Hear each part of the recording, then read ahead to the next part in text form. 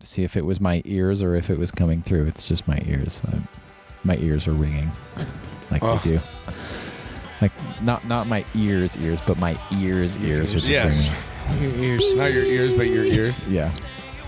Yeah, it's a special gift from God. Yep. God loves you so much that He'd want your body to be destroyed and you to be miserable. Yeah, pretty much. You doing the intro, Chips? Scott is. Scott is? Yeah. Cool. What's my intro? It's the read it. It's the what? All right.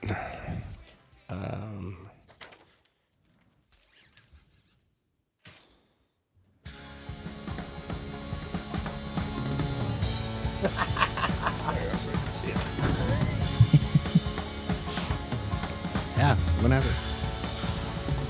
Welcome to the Folk Hogan Podcast, where we dive deep into the world of Folk Hogan, bringing you band stories, behind the scenes action, and everything in between. Whether it's new music, tales from the road, or exclusive interviews with the band, we've got you covered. Thanks for tuning in. Let's get started. We've got your covers. Got your covers. I'm going to get you covered. Hi, Scott. It's Scott. Hi, Hi, it's Shnops. me. How are you guys? Doing all right. How are you? I'm a complete crazy individual. You know, at the beginning of this episode, we talked with Nick about how we call him Chips. Yeah. Let's just roll through your nicknames real quick. So, Shotty Scotty, you've had that for how long? Since I was 16 and I'm 38, so 22 years. That's pretty I've good. been Shotty Scotty. Snot Worthole. That's a good one. Soft wormhole. That's a good one. Yeah, Squirtle. Squirtle. Of course. Squirtle's one. I think my favorite's the one that Nick came up with. Scotty Carrots. Scotty Carrots is good. Fucker. I mean, that's... Wardle is carrots in Dutch. Pretty much. Yeah, Worthole. So Don't Google it, Scotty but pretty Worthole. much. Yep. There's plenty of other cool things to Google. Shotzo Scottzo. Yeah. My name is Dr. Shotzo, and I do cocaine. Schnops. Schnapps. Yeah. There's a lot of good ones. You got a lot of good nicknames. Yeah. New Jared. Jared's the old Scott, you piece of shit. I still think. Will you tell the story of when you were at NAMM and told that guy your name? Oh, so there was this one time I was at NAMM and I told this guy my name. So I went to this after party where there was just like Nicky Sixes everywhere, and then also who's that shidiot with the pickups that we saw at that guitar show? Joe Bonamassa. Oh, There was Nicky Sixes and Joe Bonamassas everywhere. And I went to this after party, and everyone's stupid, especially me, which is what makes everyone fun. But while I was at this party, I was just like mingling around, and there was this like 7 foot tall Scandinavian fella, and then like we crossed paths, and he was like, "Hello, my name is Roman, like the candle." I was like, cool. My name is Scott, like the toilet paper. He was like, "Man, that is so sad." And then just walked away from me and wouldn't talk to me the rest of the party. But Classic. That's great. I'm a one-ply kind of guy. That's a good story. It was fun. Yeah, Lord. I met Gulia there. Gulia. There's a lot of weird names. So today we're going to talk about the monster. I'm glad you told that story, though. I always thought you said my name's Scott, like the toilet paper, or like the paper towel or whatever, because it was the either. No. No, I like the one-ply toilet paper. You know what you're getting every time. Give us some backstory on the monster. The monster was written on the front porch in Spring City at the Canyon, Airbnb. right? Me and Canyon sat down and wrote it together. The monster is about... Well, you wrote it. You played bass in the band, but you wrote it like... I wrote it on an acoustic guitar. You wrote it on an acoustic guitar, and Canyon didn't even have an instrument. You guys were just on the porch, right? Yep, we're on the porch, and it was a really good time. It was the first thing that like me and Canyon did by ourselves together. Yeah, I mean musically at least. right. It's about how strange it is to be depressed throughout your entire life, and but there's like that 30 minutes of satisfaction every time you get on a stage. They're like, that becomes what it's all about, and all the other misery in your life is whatever. And I can end it whenever I want. I can end this all, but also I didn't even choose to begin in the first place. There's those lines. And just like trying to fight your own self, but the monster that keeps you going is being on stage and playing shows. I was going to ask you that because I wasn't sure if the monster is the one that like needs to play the show, or if it's the need to party, or if it's just the monster that's inside of you. It's the one that's inside. Is like you got to keep on going through all of this like misery in life because I'm hungry for that stage time. Yeah. That is the monster. I thought it was about a monster. Yeah, it's spooky. I mean, it's a spooky song. It is. Yeah, it's definitely spooky. I mean, I think it's so fitting that you guys wrote a song about the monster wanting to play the show at a time when shows were non-existent. Where I didn't know that they were even going to come back ever. Yeah. I mean, we had many conversations about whether or not shows were ever going to happen again. Yeah. What are we going to do from here? Yeah. Let's write songs in the hopes. But then it turns out it didn't last nearly as long as it felt like it lasted. Yeah. Boy, it felt like it was 10 years. It feels like it was 10 years at the time, but now it feels like it was 10 years ago. Yeah. Which is a very weird thing. Yeah. I don't think anything's real anymore. I feel like it made my brain weird for sure. Well, like we all had to slow down on everything in general. Just like life had to slow down to this like shuffling, stuttering mess. Yeah. And then when it sped back up very quickly, and life was a lot harder because the cost of everything in our lives had gone up so substantially. Which is weird because all these companies are saving money by letting people stay home and work so they don't have to pay for these facilities. Somehow, my gas prices are going up. Right? It's crazy. No, it's super frustrating. No, this song is like it has been so tricky. This is like a song that the first time we played the song live was in the Netherlands, in Den Helder. Mm-hmm. And Don Felder. For those of you that don't know, Don Felder's an asshole. So, and the Eagles, they're not really that good. Suck. They're not that good. I didn't know who you were talking about. Joe Walsh was the best part of the Eagles anyways. Joe Walsh was the best part of a lot of things. You don't like my music? Get out of my cab. And it was like, it's such a... Canyon once described this song as like, so on previous albums, like on Behold, there's the song Pop Rocks, and Jared wrote that, and it's like a Queens of the Stone Age song, right? And on the show, he wrote The Illusionist and Fate in the Fade, which are very similar to that. And so Canyon once described the monster to me. He was like, well, it feels really good to write a song like this because it shows that we can do it without Jared. It wasn't just Jared that wrote things like that. We can also write, like we also write things like that. It's just another bass player wrote a song. No, it's not so much that, but it's just like there's a specific like attitude to it. Totally. Yeah. It's a rock and roll song. It is. And like there's just, a little bit of flash to it, but basically it's just straightforward. Just go. Just go the whole time until there's like the bridge, and then it's just right back. Yeah. Give me the chorus again, dude. Yeah. Give me the chorus again. BPWS We should have had a key change.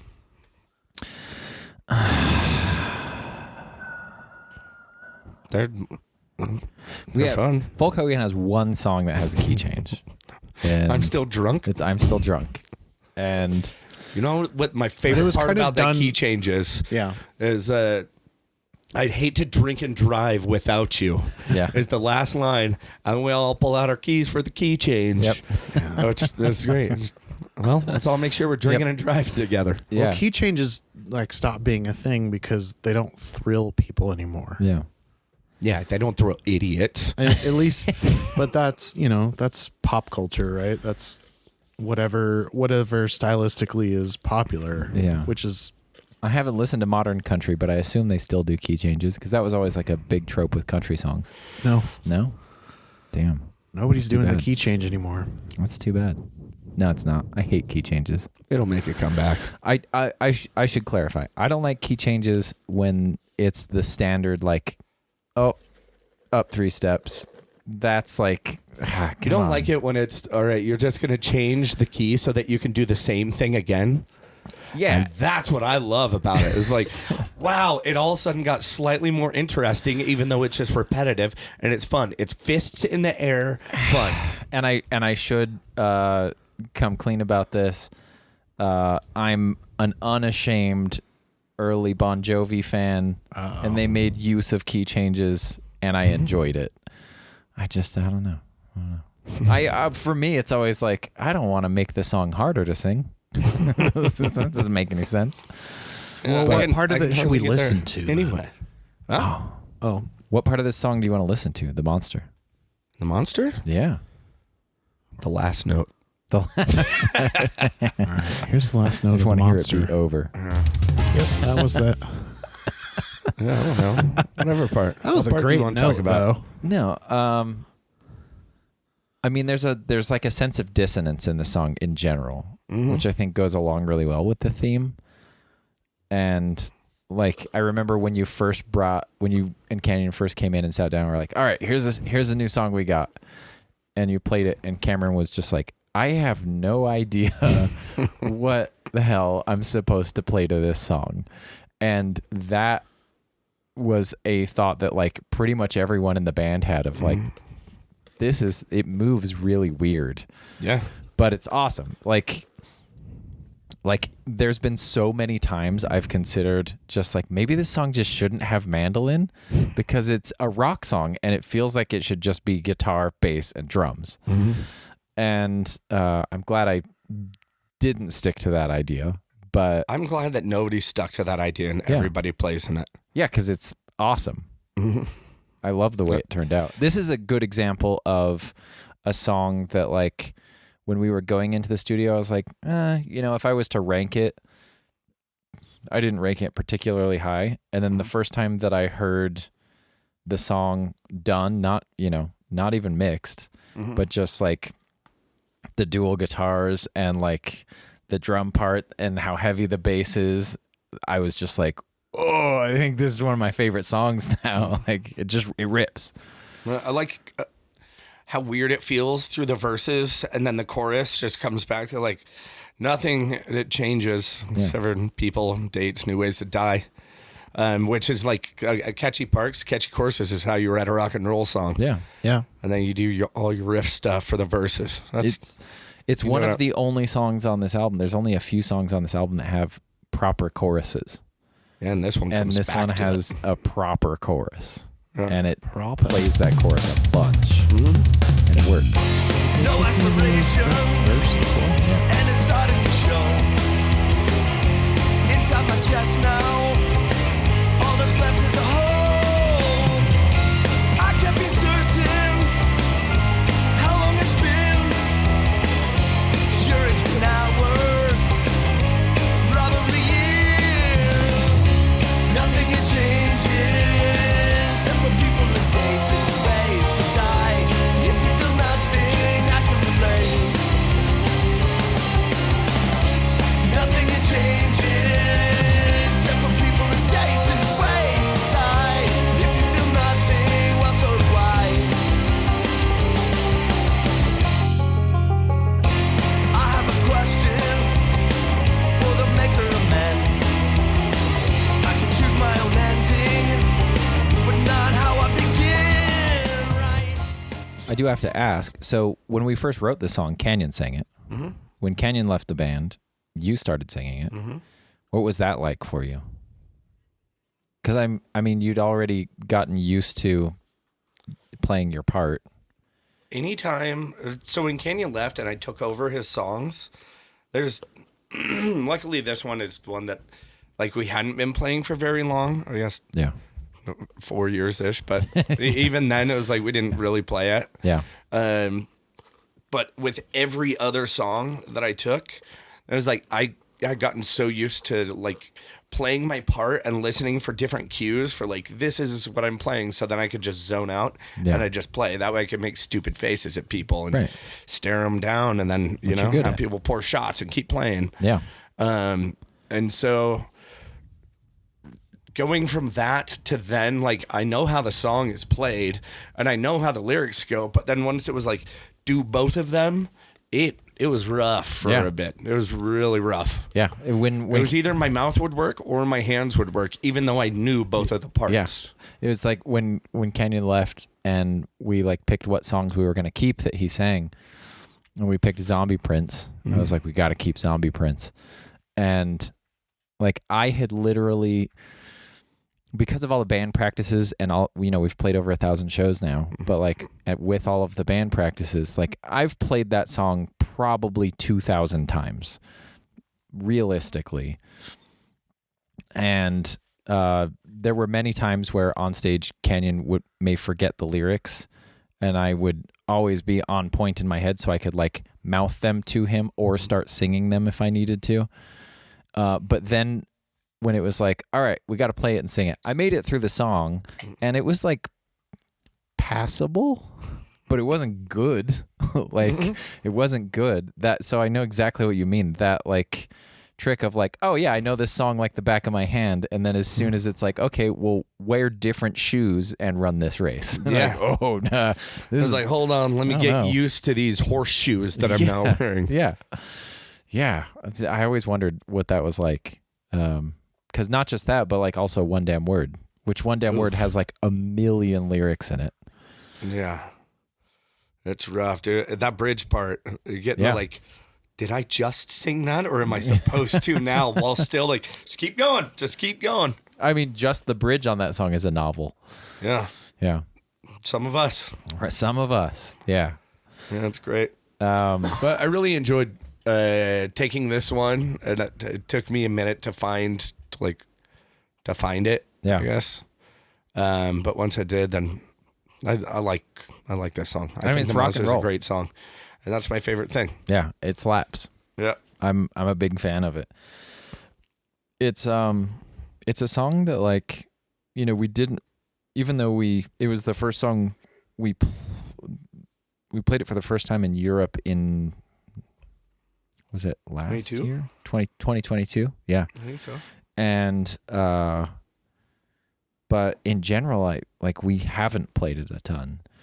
And as soon as we got done recording it, it was like, damn, we should have been playing this a lot more. I like this song. I know. What was your experience recording it? It's faster than we normally play it, and I didn't feel like it was faster at all until like the 5th time that I played bass, and then I was like, oh my god, dude, my wrists hurt. But otherwise, it's pretty good. I think it's one of the songs that went the smoothest. Yeah, I think that, so. Like things just fell into it, and like, I mean, obviously, I had a coma upstairs on the couch because that couch is. It's Zonkville. Dude, yes. It's the most comfortable couch I've ever experienced in my life. Yeah, so there's a couch at Archive Studios that Scott, like 3 days in a row, slept for a couple hours in it. Sebastian slept for a couple hours in it. Nick slept for a couple hours in it. It is like, and I made a point to never lay down in it because I was like, no, I got to be awake. I got to be here at the studio. And I know as soon as I lay down in that thing, it's game over for the rest of the day. It's so there was the first time I fell asleep in it, I was like, oh, well, this is comfy. I guess I could take a nap for like an hour or something. And next thing I knew, it was like 6 hours later. Yeah, I didn't take a nap. I just comed. I remember coming to wake you up and being like, hey, we need you to sing stuff. And you're being like, what time is it? Like, yeah, it's 6:30. And you're like, whoa, dude. I laid down at 11. Yeah. Time travel. That was crazy. So Wes, thanks for your many couches. Yeah, he told me I could pay him to sleep on his couch anytime. But anyway, plan. Time travel later, coming down and then hearing is like that like I had played along to Seb's drums and then like passed out and then came back and then heard like everything else that was put on top of it. Yeah. I was like, oh god damn, this is a song. Yeah, so we double tracked guitar for so many of the songs on this album to get like a bigger, thicker guitar sound. And I think a lot of songs benefited from it, but this song particularly just like got so much heavier and so much thicker and so much stronger. No, I really liked hearing like all of the little leady parts and everything too. That like when we play it in the room or play it on stage, and all I hear is my mix, right? Which obviously is a lot of me. But then hearing everything like, you know, with a good mix of everybody, I was like, oh damn, I didn't even know you were playing that this whole time. Yeah. Yeah. I mean, great. I feel like that's always the experience when we record. Is it's always just like, oh, that's what you're doing there. That's where all the treasures come out. Yeah, I'm like, oh, so it was me that was playing it wrong the whole time. Oh my! It's also where all the what song was it? It was Blood from a Stone. Conflicting chords. When we recorded rhythms. Blood from a Stone, there was a point where, we kept getting to this one spot, and every time we got to it, Wes would look at me with a confused look on his face, and he'd be like, "Something playing the wrong note there," and we kept being like, I mean, something's not right. We don't know what it is. And like, eventually we went through the tracks and this is like so ridiculous to be at that point in the studio, but then being like, classic Cameron, always playing everything. Cameron and I are playing like a G we were playing an F sharp and you and Nick were playing a G. And it was like, well, that doesn't work. And also the reason it's that way is because like I wrote that part and was like, here's how the part goes. I think these are what the chords are. Like, so like I didn't take the time to actually do it correctly. And so then it was like, all right, Scott, we need you to re-record one note. Yeah. One note. And it took me like 40 times to be like, all right, it's coming up right here. It's like, oh, hold on, do it again. I got it this time. Yeah. I got it this time. Yeah. But then hold on, this time I got it. That's always the thing, is that like when you can finally hear it in the studio, then you have the chance to be like, oh, I've been playing it wrong this entire time. Yeah, and after I've been playing it right the whole time, as far as I was concerned. Right, yeah. And like go into that part, is like, I can't not do that every single time now. Right. Muscle memory. Anyway, I'm perfect now. Yeah. And we knew that. We always knew that. Well, should we talk about Soul Harvester? Ooh, yeah. Ooh, let's. I'll talk about that. Whole Harvester?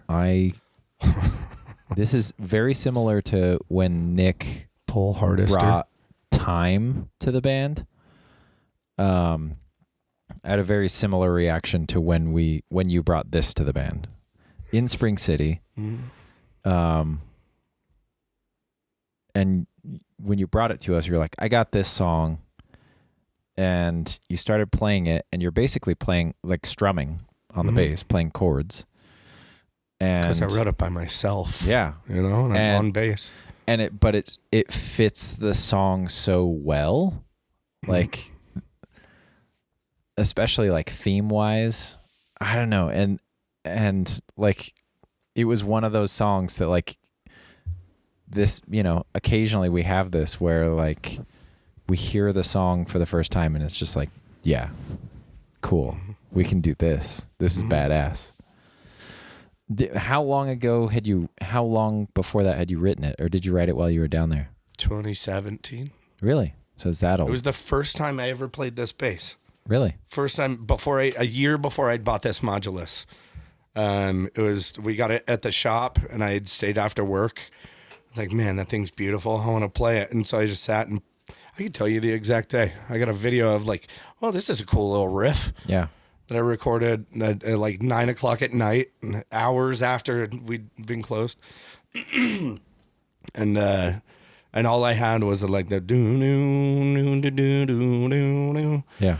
And then it was like later, I was like, yeah, that's cool. I'll do that. And then it like the second part just fell into it, and then it was just something that's lingered on me forever. Yeah. So we went to Spring City to go write a bunch of songs. And I was like, oh, everything in the world is miserable. Everybody's dying. Let's maybe write a song about death being lonely too. Everyone's dying. Yeah. Talk about the lyrics. Talk about what the song's about. The song is about feeling all alone. Even death gets lonesome, and the idea of like death being lonely, and everyone that gets to experience that character being nearby. It's all short-lived, and nobody wants it. Everybody wants that dude to go away, and so he's just hanging out and just watching the end of everyone's days. Yeah. And that's how it felt at that time. Yeah. I mean, not, like what, it certainly says something about the state of mental health care in our country, of just like, 2020 was like, there's a lot of folks that went away, not from COVID. Oh my dude, working in live music, having it be the first thing to go away, and then like I'm not good at anything else. I'm good at making noise. That's it. And if noise is the thing that went away, at least live noise, then it was like I don't feel like I have a purpose at all. And that was like industry wide. That's how everybody felt. And like I don't know when it's going to come back, or if it ever will, or even if it does, how it's going to come back, what that's going to look like. And I've had so many friends, even after things came back, like so many stage friends that killed themselves. Yeah. So it was like, fuck it, I'm out. This sucks. If I'm pointless, then fuck it. Yeah. And so this song came out of that same thing. Yeah. It's like, oh man, it'll be okay, right? Tell me it's gonna be okay. Yeah. And here we are, 4 years later. Yeah. And it feels both like it's still going on, but also like it never happened. Yeah. Which is weird. I don't quite understand it all. Yeah. Time flies when you're grabbing bums. Live music has come back in full force as far as like how hard everyone's pushing for it to come back. And like, there's so many shows and everybody's touring, and people like, they just flocked back out to shows, but now it's like become so oversaturated that nobody goes to shows unless it's like, that sold out arena show that I got to go see Hannah Montana or insert whatever pop star here. Yeah.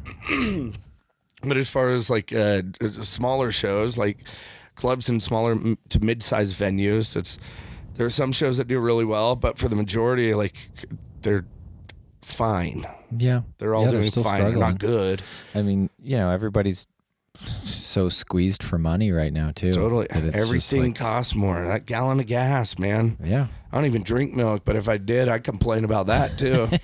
Gallons are expensive these days. Every gallon costs a lot. Yeah,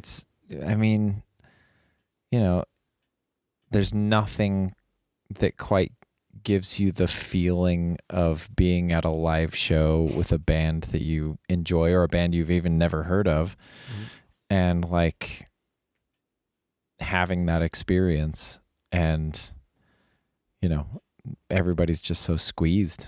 It's hard to like, it can be difficult just to even get out. It sucks. And so a lot of the venues in town are struggling hard. We had a lot of them die in the last few years. Yeah. Which sucks. Disappear. Yeah. So it goes. And so it goes. Well, yeah, let's listen to like the first 30 seconds of this song or something. The depressing part. Let's listen to something else about death. Yeah.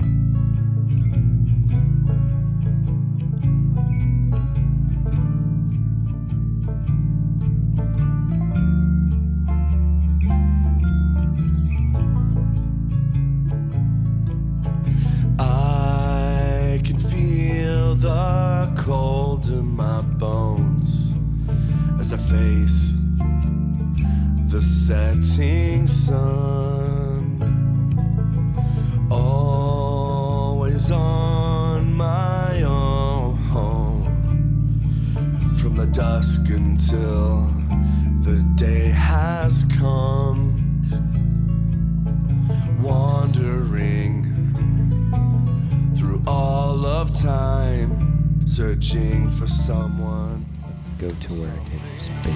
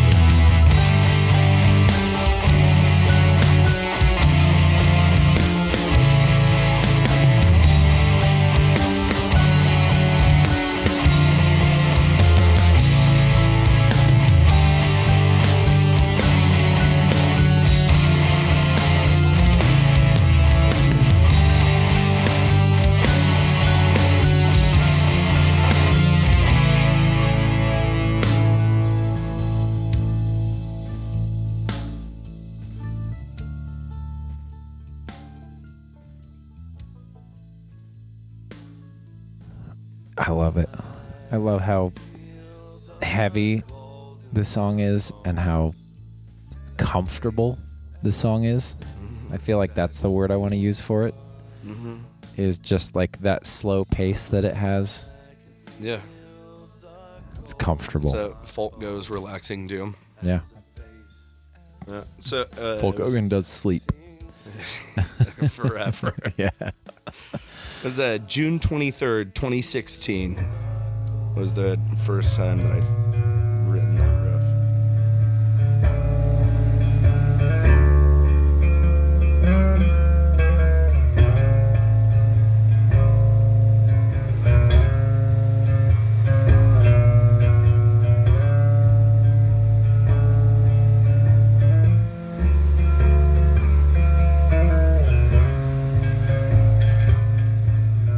The first time I ever played that bass guitar.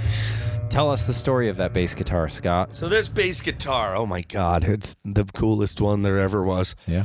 So me and Moses used to work at an online guitar shop. We sold, mid to high end vintage boutique instruments, and he was the put togethersman, and I was the put the image on the internetsman. And so, like, everything would come through. We'd all touch every instrument that came through. And this modulus flea bass, Funk Unlimited, Purple Sparkle, came through. I'd never seen one before. And purple is the best of all the colors, yeah, obviously. Yeah, we'd seen them in a bunch of colors. Yeah, on all the other ones. Yeah. I'd seen the silvers, the greens, the blues. They're fine, like the black ones. And these are all silver, green, blue sparkles. Yeah. And then I'd seen the black one, and like it's whatever. They're cool. They're really cool. As soon as this purple one comes through, though, my soul got boned up real hard over it. And so it was like we got it in, like took pictures of it. Moses, went over it and made sure it was playable and worthy. And then it got to me. I took pictures of it, and then it was that day that after work I was like, I just want to sit and play it for a minute. And so I sat and I played it for a while. As a poor, struggling musician working for a guitar shop that I was late to every day, I just didn't have the means to pick up a $3,000 instrument. Yeah. But I wanted one so bad. I wanted it. Yeah. I wanted it to be mine so bad. And so I'd figured out a way that, like, okay, I've got $800. And so I'm going to put this into, this bass. And then I got Gibson Grabber, 72 Grabber. I loved that bass. It was so cool. I love those. And I bought that, and then, I just did my best to buy low, sell high for over a year. And I even had a 5-string modulus, a black Funk Unlimited, that I had that one for a minute. And that was the last one that I had that, like, I sold that one, and I sold it like $2,900 or something. Yeah. And then it was like, all right, cool, I'm almost there. And then so I told Jerry, I was like, hey, if you see one, like, I'm pretty much there, dude. If you see one, I'll get it. Which is a crazy thing to say because there's not a ton of them out there. Because they're extremely rare. extremely rare. Like you said, you see the silver ones especially, but like the blue ones, the green ones, Totally. they're all over the place. And But even now, like people are holding on to those, but there was a while where it's like, whatever, dude, they come and go. Yeah. And they're like, and they like get used often too. So like when they come through, they're always just like, oh, somebody played you. Yeah, somebody beat this up for 10 years. Yeah. Totally. And this one was like, it was hardly a buckle rash in sight. Yep. So anyway, we like get over a year later. I've got this money. I told Jerry, I was like, if you see one, dude, I'm gonna get it. And it was like probably the next day or maybe a couple days after that he was like, you're never gonna believe this. That's me. And I was like, turns out the dude that we had sold this bass guitar to, like at that time, he had just posted it for sale. And like it was like, well, he didn't want it anymore. And so it was like, that's the same one, dude. That's the one I fell in love with. That's my bass. Yeah. And so like, I don't believe in fate or anything like that, but I do believe in the simulation theory pretty hefty because it's fun and why not? And so I feel like it was just one of those things that, call it whatever, that it was supposed to be mine. Yeah. And so I bought it and I've had it, I guess, since end of 2017.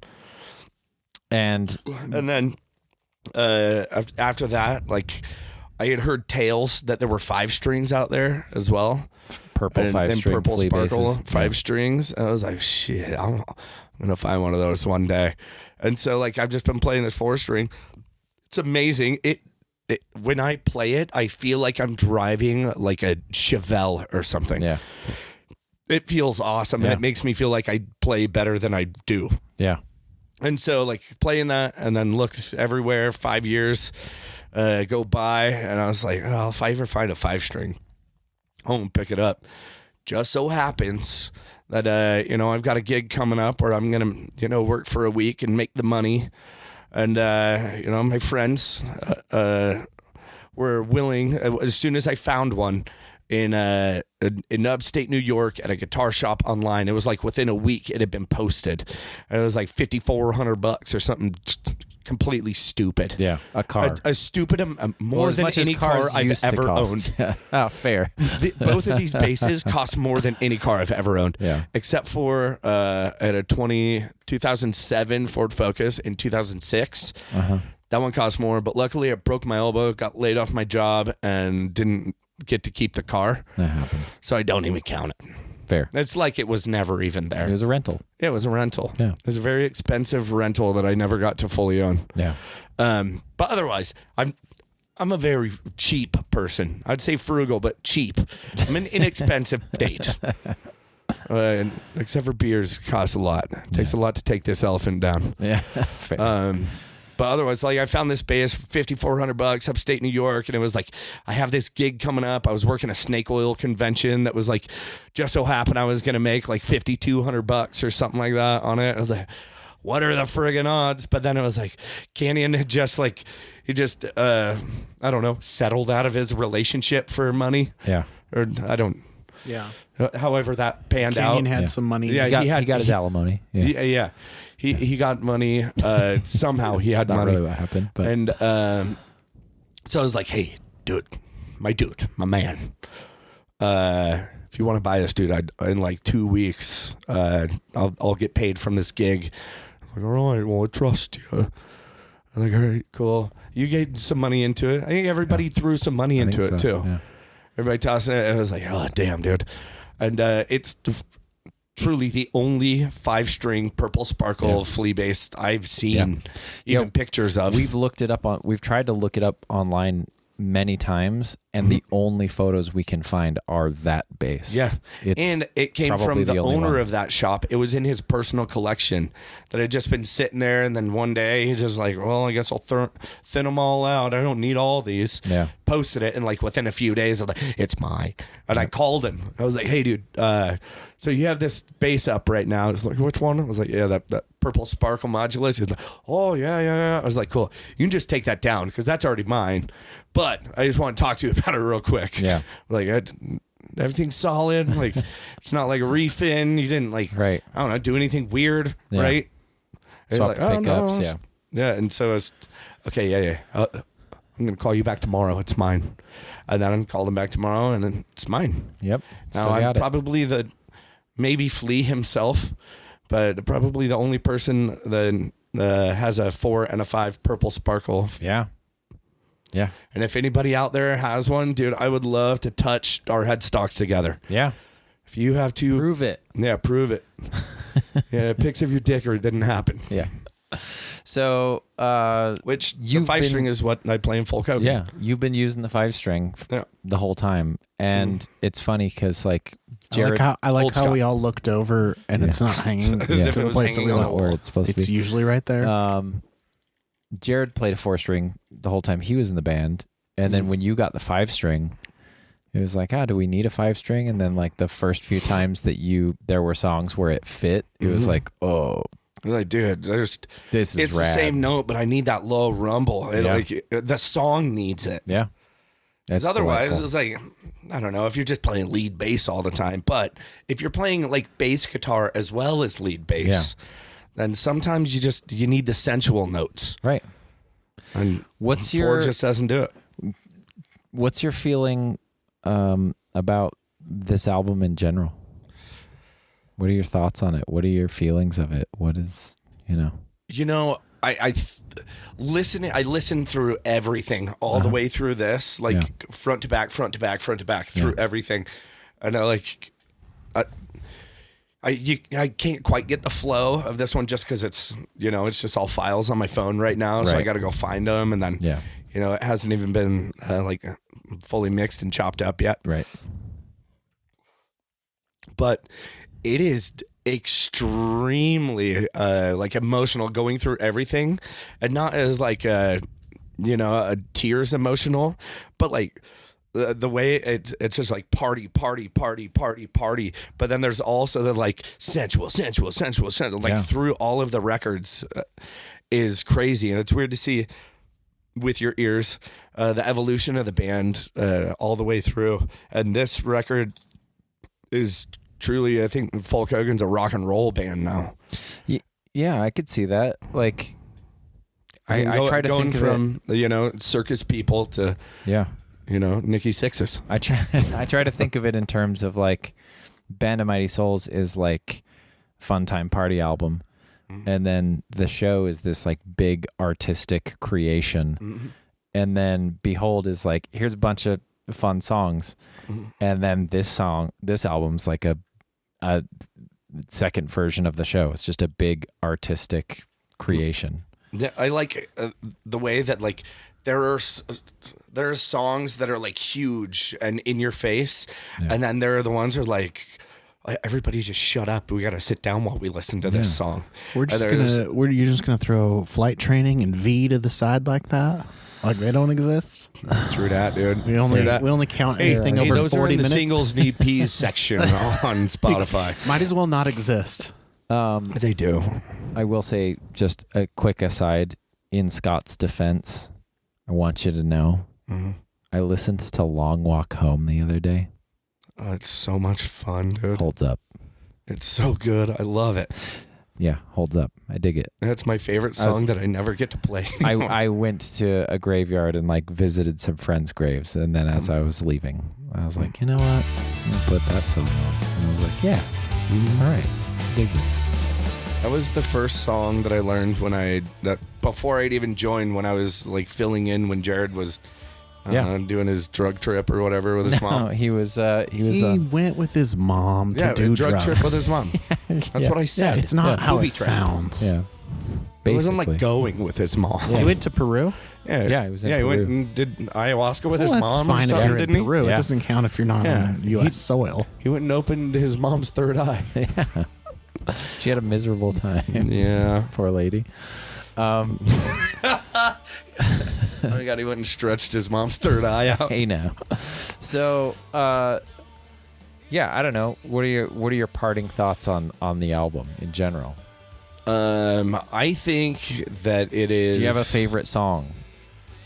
I mean, obviously, Tree of Life is my favorite song, and it has been since we learned a few years. Yeah, it's one that like it all fell together real nice, and I think like me and Seb are just like locked together in that song, and so it feels great to play. I love everything I wrote in it. I love like the way it flows with everybody, and everybody has their own little part to shine. Yeah. And it's like it's got its big parts and its small parts, and it feels like a voyage.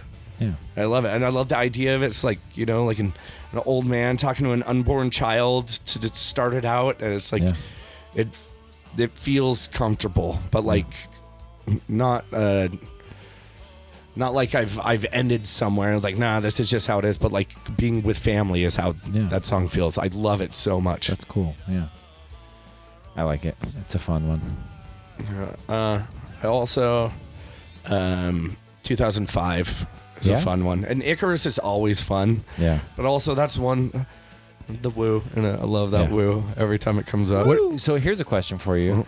There's a point in that song where there's a woo, and on the current recording, right now there's just one woo in the background. Yeah, because it was while I was playing bass. Do you like it like that? I love it. Or should we add more woos to it? No, because there's a part of me that I like the tiny little. I think I'm alone in this. All right. Really? Yeah. You want more? I kind of want just like the whole band in there just to give it a woo. Yeah, because I like that, especially with Seb's like little bell tap in there, that it stops and woo, and then goes. It's cool. I even like that it was just straight through. Shit.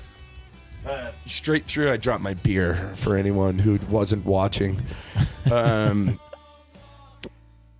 like that I was just playing it and like it hit that part and I just yelled it in the room so it just came through the bass mic.